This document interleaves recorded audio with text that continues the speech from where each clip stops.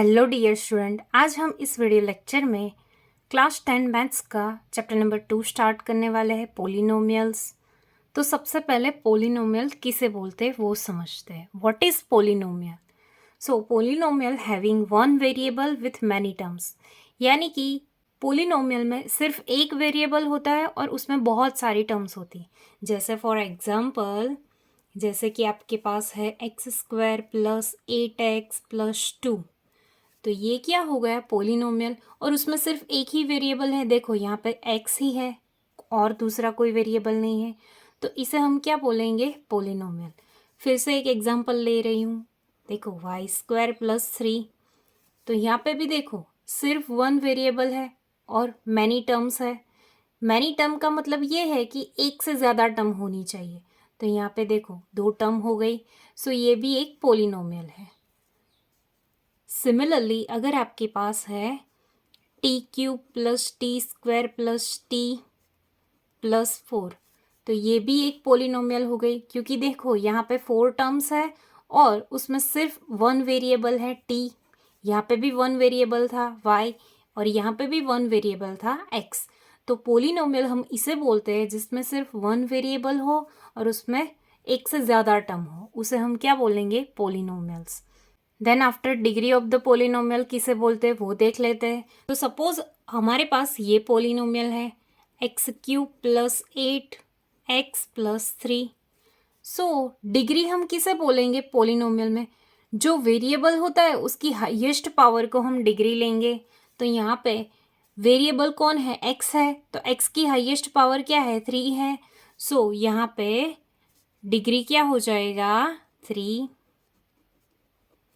Similarly मैं एक और एग्जांपल ले रही हूँ, m² plus 2m plus m³ plus 3। तो यहाँ पे देखो ये पोलिनोमियल में फर्स्ट ऑफ ऑल चेक करेंगे वेरिएबल कौन सा है, तो m वेरिएबल है और m की मैक्सिमम पावर कौन सी है, तो देखो यहाँ पे 2 है और यहाँ पे 3 है, सो 3 मैक्सिमम पावर हो गई। तो डिग्री इस पोलिनोमियल की डिग्री क्या हो जाएगी?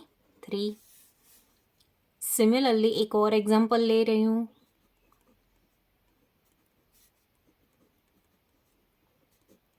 देखो इस पोलिनोमियल में वेरिएबल कौन है? t है। सो वेरिएबल की हाईएस्ट पावर क्या है? यहाँ पे 4 है, यहाँ पे 2 है और यहाँ पे 1 है, सो हाईएस्ट पावर 4 है। तो इस पोलिनोमियल की डिग्री क्या हो गई? 4।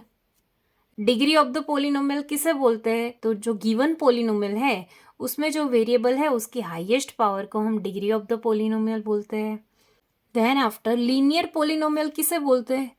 तो पोलिनोमियल में जो वेरिएबल होता है अगर उसकी हाईएस्ट पावर या फिर डिग्री अगर उस पोलिनोमियल की 1 है तो उसे हम लीनियर पोलिनोमियल बोलेंगे।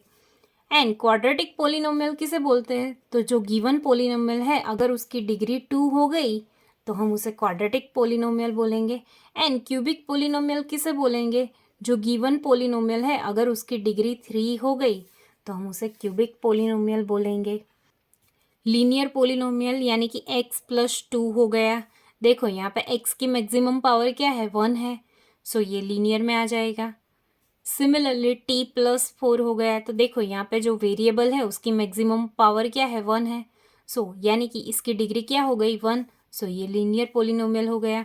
देन आफ्टर क्वाड्रेटिक पोलिनोमियल यानी कि जो गिवन वेरिएबल है उसकी मैक्सिमम पावर अगर 2 है तो उसे हम क्वाड्रेटिक पोलिनोमियल बोलेंगे। तो देखो यहाँ पे ये जो पोलिनोमियल है उसमें जो वेरिएबल है x उसकी मैक्सिमम पावर क्या है? 2 है, यानी कि इस पोलिनोमियल की डिग्री क्या है? 2 है, सो ये क्वाड्रेटिक पोलिनोमियल हो जाएगी। Then after cubic polynomial x³ plus 2x plus 4। तो यहाँ पे देखो ये जो गिवन पोलिनोमियल है उसमें वन वेरिएबल है x और उसकी मैक्सिमम पावर 3 है या फिर डिग्री 3 है, क्या बोलेंगे? क्यूबिक पोलिनोमियल में सब कुछ अच्छे से समझ में आ गया। फिर भी अगर आपको कोई डाउट है तो आप मुझे कमेंट सेक्शन में कमेंट करके ज़रूर बताना।